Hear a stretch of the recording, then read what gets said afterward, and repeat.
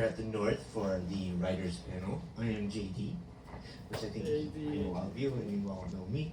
I am very excited to surprisingly learn that I'm hosting the panel, so I'm excited to do this, being a writer myself.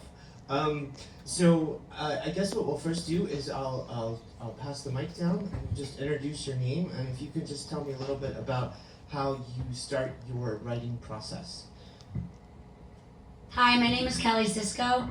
I start my writing process usually on my life. I like to write about my life and experiences, but this script that I have in this festival is not about my life. It was actually from a discussion from a filmmaking class in college on a topic. They gave me the topic, and some people just wrote like a scene. I wrote a whole play, and then recently I edited it and fixed it because people said, you should do something with it, you should do more with it. So this year I went back to it and edited it and did more with it. But usually I start with things in my life, but the current one is not about my life. It's a fairy tale. Oh, okay. Gotcha. Hi, my name is Jordan Lewis, and I'm an emerging screenwriter, which means I'm kind of new to the game. And my writing process, I have written before novels and short stories and novella, and switched over to screenwriting, which I absolutely enjoy. And I'm very interested in sci-fi. I'm interested in sociology and trends. So basically, that's what starts off my writing process. Is I look for something that interests me, that I could envision where we're headed if things don't change, and then write about it, what will happen in the near future with this trend. My name is Rajiv Malik. So my writing always inspired by something real life happened to me or could have happened to me. So that's been 3 scripts I've written, 2 of them produced, short scripts. This one that we'll talk about today is a feature script, so I haven't dared to make it yet. But it's, again, based loosely on real life events, loosely. And so that's the first element. I think it makes it more authentic when you base it on something that you've experienced. And the second part that's important to me is research. I've done research my whole life, not in filmmaking, in a different area, in pharmaceuticals. So I know research, so I've gone online. And so basically, it's a courtroom drama. It's about health. It's about crime. And so that's what inspires me, is if I can bring my own experience, as well as a little bit of research to make it real and believable. That's what's important to me. Hi, my name is Francisco. I share a lot of what they said, their comments about being inspired by real life events and what's going on in one's life. I usually start writing when I'm faced with an issue that I can't resolve just by thinking about it, or talking to other people, or attending seminars, or watching films, or I can't resolve it in my mind just that way. I need to write it down. And it started when I was about 15 or 16. I started writing a lot of poems and songs to deal with some of the issues that I was facing. Not necessarily a very big problem, but the deeper I get into it, the more I realize that it's through writing that I deal with things in life. I guess my next question would be, can you talk about the most compelling character that you created, and how did you come up with that character? Like, what was the draw to create it the way in which you did, and why is it so compelling to you? From one of my scripts based on a play and now a film called It's an Italian Thing, No, It's a Black Thing, I was wrestling with the issues facing Italians and blacks in dealing with those two cultures, which often clash. And I tried to find a middle ground, and in a character named Winnie, who was a late 70s-year-old black woman who was trying to cope with changes in the world and acceptance of different cultures in the world, was in a meeting with a trans woman and the trans woman's new girlfriend, and she was coping, and then all of a sudden, and this is where my creation of that character came in, she had a breakdown because she had a realization that something that happened to her earlier in life, her brother was killed by an Italian cop, and that has haunted her whole life, and that came out in that meeting. So it was through that character that I was able to really highlight the differences in culture. And it was a character that I really didn't have anyone in my own life to model, so I had to really dig deep for it. So that character drove the story. Yes, I think that character drove the story. The protagonist is really an aging trans female, somewhat similar to myself. You know, there was aspects of that character that I identified with, and that was more present in the story. But it was really the aging or already old female black woman who is an amazing. You know, the character is really a wonderful, loving woman, but she was haunted by this thing that happened in her life. Yeah, in my case, you know, the most compelling character is actually based on my own life. Actually, in fact, now I think about it, written 3 stories, and most of them, all of them are loosely based on my own life and my daughter's life. My daughter's an adult; she's 29 now. And so the feature script that I have submitted here, it's based on this girl. Her father is a very accomplished lawyer, and he wanted her to become a lawyer, but she was not interested in higher education. So she didn't do anything, and she's just basically kind of drifting a little bit. But then she had an ex-boyfriend who basically she broke up with, and now he's been implicated in a crime. And she wants to rescue him, and she needs legal help. So who does she turn to? Her own father, who says, "I told you so, this guy was not good for you." And so then she takes it upon herself to learn law so that she can help him, and eventually her father also comes around to her. So it's compelling in that sense that it shows it's kind of a coming of age in that she learns how to you know, be creative, at the same time understand the limits of what you can do without educating yourself. So she educates herself. So, I just want to follow up with what everybody's been saying. I didn't really add when talking about my experience. I think all good writing starts with personal experience, and you take life experience, life lessons, either your own or from other people that you know, and that's what you view your character with. So I guess my most interesting character is the one that I wrote for this screenplay, and he grew up in a circus. He's in his 20s now, and when he was 12 years old, he was at the circus. His mom was a trapeze artist, and he watched her fall and die right in front of him. So that's a traumatic event that has stayed with him through his entire life. And from that, he just couldn't commit to a relationship. And my story takes place in the near future, and most humans now are involved in relationships with sex bots, AI, and they're also, so they don't have relationships or sex with one another anymore.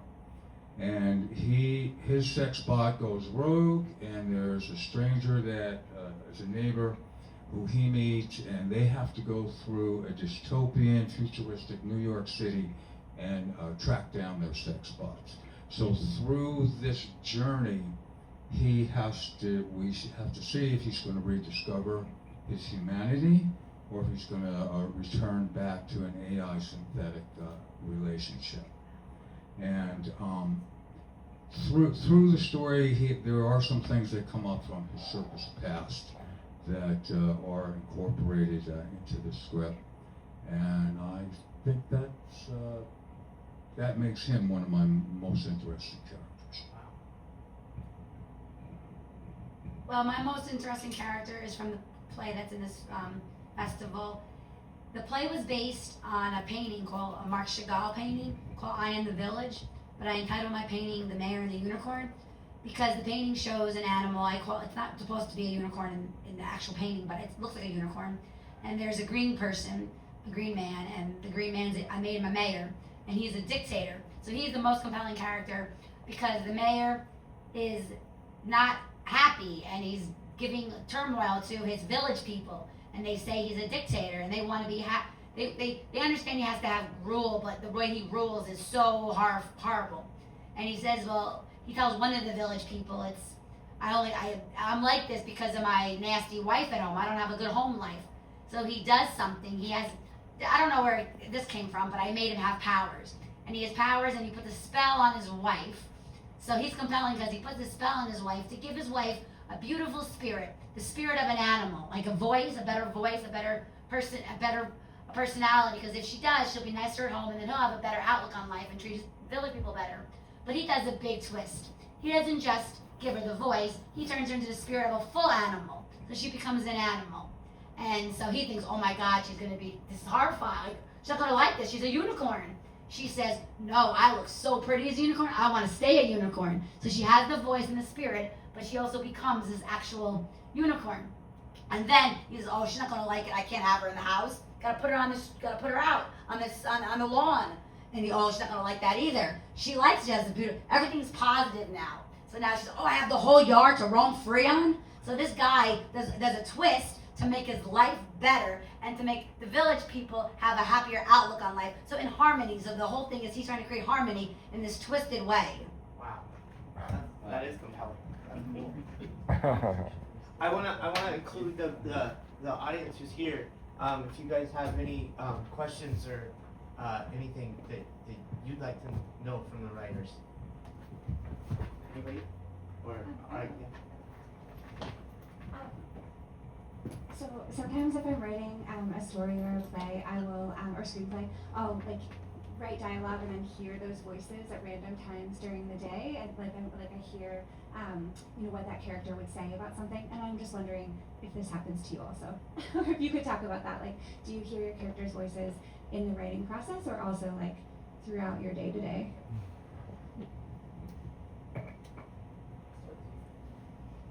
Thank you. Great question.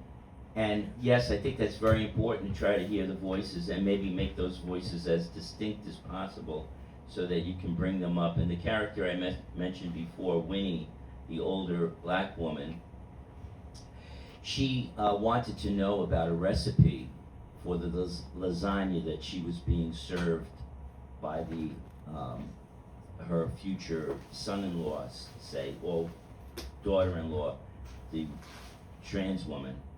And so she said, please, and in her voice she said, please, instead of telling me the recipe, sing the recipe to me. And it was in her voice of asking it to be sung, and in the voice of the trans person singing the recipe. It was like a very exaggerated scene, and she was swept away by the singing and maybe went even too far with it, and that resonated through the rest of the play because that woman ended up her voice was very clear in that. And then the intent of the play was to show the differences between the cultures. That's why the title, It's an Italian Thing. People would say, no, it's an Italian thing. And then the other person would say, no, it's a black thing. And then through that, everyone got to realize that it was a common thing. That life, we had all these commonalities between us. And so having the voice, and I would hear the voice as I wrote. And so it may have had maybe a little bit of a southern drawl to it, and then, and each of the characters then but it was that one character that I focused on. Yeah, again, a good question. So yeah, it's important that the character, for me, it's very important that I know that at least in some way, the characters I'm writing about, and I know how they think and how they talk. So part of it is driven by who they are culturally, ethnically. Part of it is driven by their upbringing and the challenges that they've faced. So it was interesting. Once I started writing, I was scared. I said, I won't know exactly how this will turn out. And it was interesting over the whole course of a weekend. Basically, I wrote 120 pages because it just started flowing. So, I encourage you guys, if you're looking to write, just have a basic concept around or a structure, and then once you start putting your computer and sitting in front of that, it just comes, the dialogue just comes, because firstly you have the script, you need to move the script forward, but the way to move the script forward is to ensure that you have authentic characters and that you know them in some way, right? That's part of writing. So then it flowed, but I had to do a little bit of research because law is not an area that I was intimately familiar with, but I did a little bit of research, and then, seeing movies, how lawyers talk with each other, how they banter, a little bit of that, and then all the stuff that goes on behind the scenes. So you have to do a little bit of work, but you can kind of get at how people talk and what they talk about. So it's a little bit of research, a little bit of watching films on that subject. Yeah. Yes, that is a good question. And for me, there's a number of different outlooks. There's some people really believe in outlining and doing a whole character background, even if there's things you're not going to use. But I found that what works for me is just to get some important aspects of the character down and then let it develop. What he's talking about as you're writing the screenplay, let them start to talk to you. And if I also understood what you were asking, if you hear the voices, I hear the voices constantly. In fact, I have to tell them, shut up, because it's 3 o'clock in the morning and they start talking to me, and I have to take out my iPhone and make a note, a voice recording. But yeah, I think once you're into the writing and you're really into the characters, you're going to start to hear them talking to you at all times, whether you want them to or not. But it is a process, but that's part of the fun, is discovering that. That's why the thought of outlining everything. I mean, it's going to change anyway. Even if you do an outline, you think you have everything down, all the beats. That's not going to be how it ends up. But you will discover your characters actually through the writing process, from what he's talking about, and you will constantly hear their voices. I think I see my characters in other people, even though my characters in this particular script were fictional, I think I see aspects of their personality in other people in the world. Like I could see their behaviors come out in other people, and then even the ones that are personal that I wrote myself in, or my family in, or my friends in, I could see how those characters are other people. Like it's not just it's not just me and the character. I could see someone else having that same, another person in the world having that same personality or character as me, or same trials and tribulations, or same problems, or same good things, or whatever they're going through. I can see other people in the world experiencing, or can relate to it because they can experience it. Even with the fictional ones, I can see real life things that are in the character, that other people, I could see other people in the world having the same qualities. So I guess not necessarily the voice, but I can see the characteristics come out in other people in the world. So you see them visually? No, I see the behaviors of those characters in other people in the world. Those behaviors. I like that. Yeah. That's cool. Yeah. Do you consider yourself like an empath? Like you were able to see other people and Okay.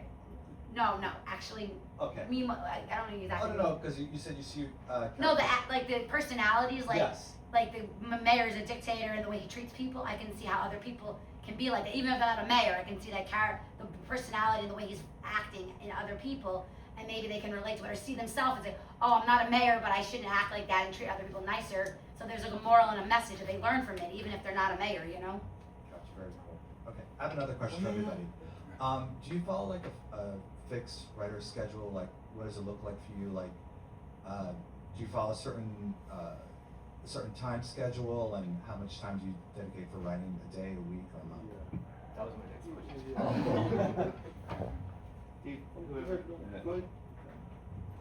question. Ordinarily, no, because I'm writing so much, Uh-huh. and I don't really have enough time for what I already am writing.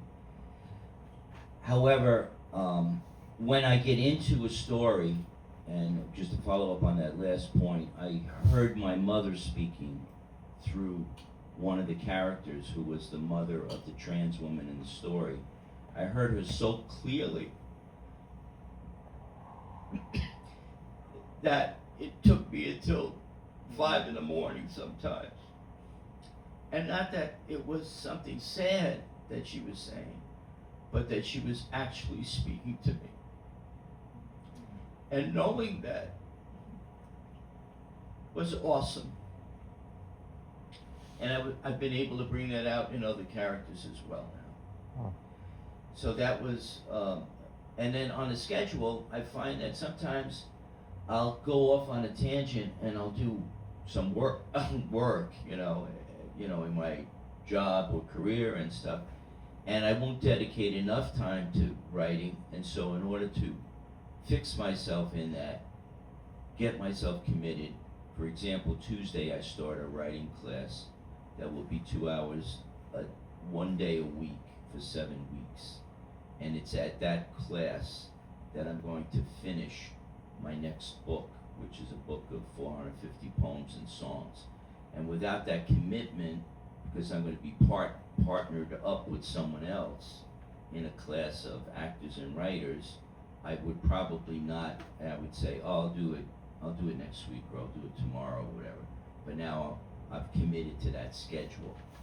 So the answer is usually, not, every morning at 9 o'clock, but it's often when I'm triggered, and I'm often triggered, and I just keep writing, Okay, thank you for that question. And thank you, Fran, for your response, because actually, when you got a little emotional, it in fact reminded me that I am driven to writing. This doesn't have to do with the schedule, but when you start to feel the pain, in my case, emotionally about some topic, something happens, that's when you're compelled to say, okay, now I want to write. It actually is therapeutic. So that happens in my case. So obviously, if you're dealing with all these plethora of feelings and so on, they come flooding to you, you can't just sit down at a computer and write that all out. I use the notes feature on my phone. And so I basically make notes about a character, about the dialogue, and so on. And then the other thing happens late at night is if I'm watching something on Netflix and I see an interesting character or some dialogue, I'll probably, loosely, I'm not plagiarizing, but I'll probably use some of that as inspiration.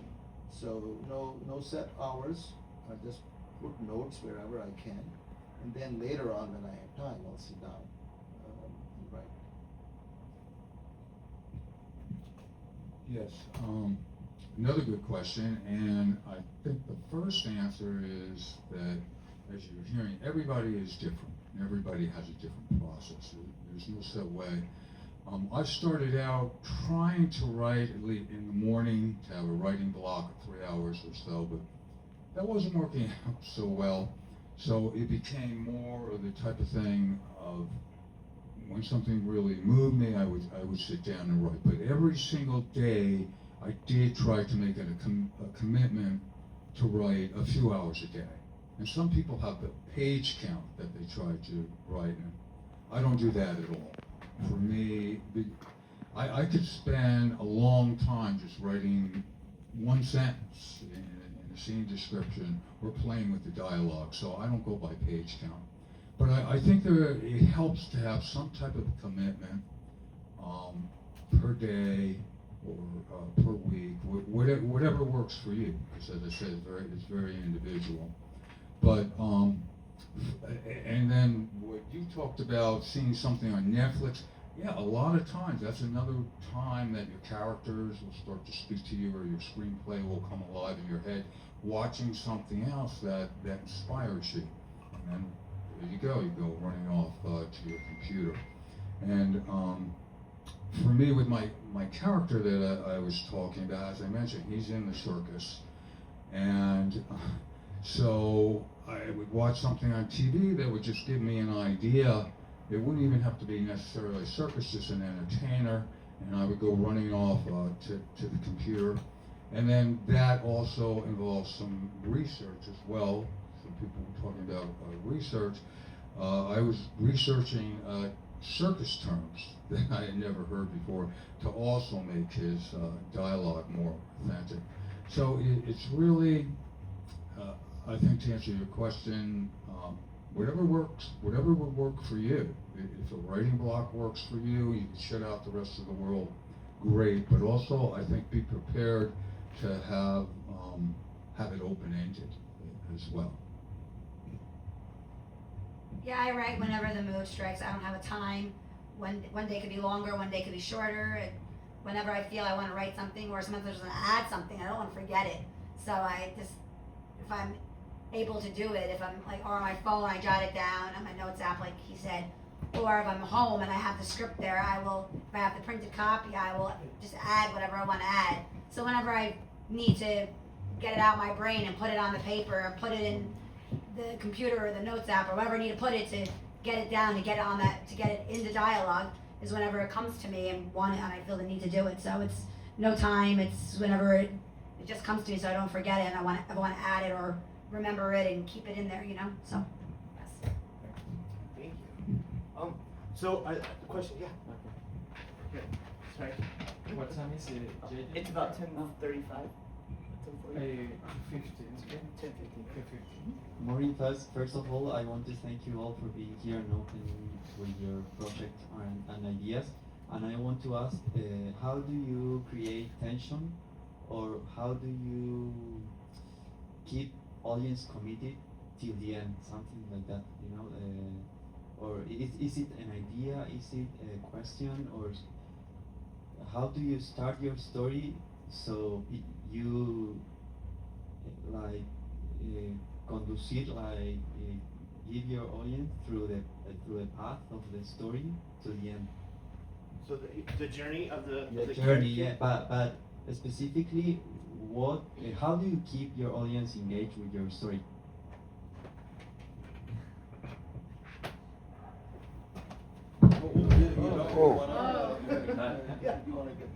That was fine. He's not union, so. Wow. He's not union, so. One way is to fake a trip, to keep the audience involved. Exactly. So like Keep you on your JD toes. just did. Excellent question. I have a friend named Cristiano Esposito. I'm co-writing with him a screenplay now, and he said, he used the word bait.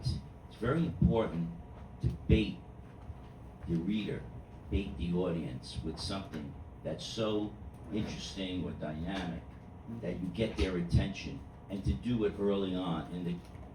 In the screenplay I'm writing with him, he shows a trans woman on the Brooklyn Bridge looking like she's about to commit suicide, and this onlooker man and his daughter rush to her aid, tackle her to prevent her from committing suicide. But they find out later she wasn't. She was only throwing a wedding ring into the water. Okay.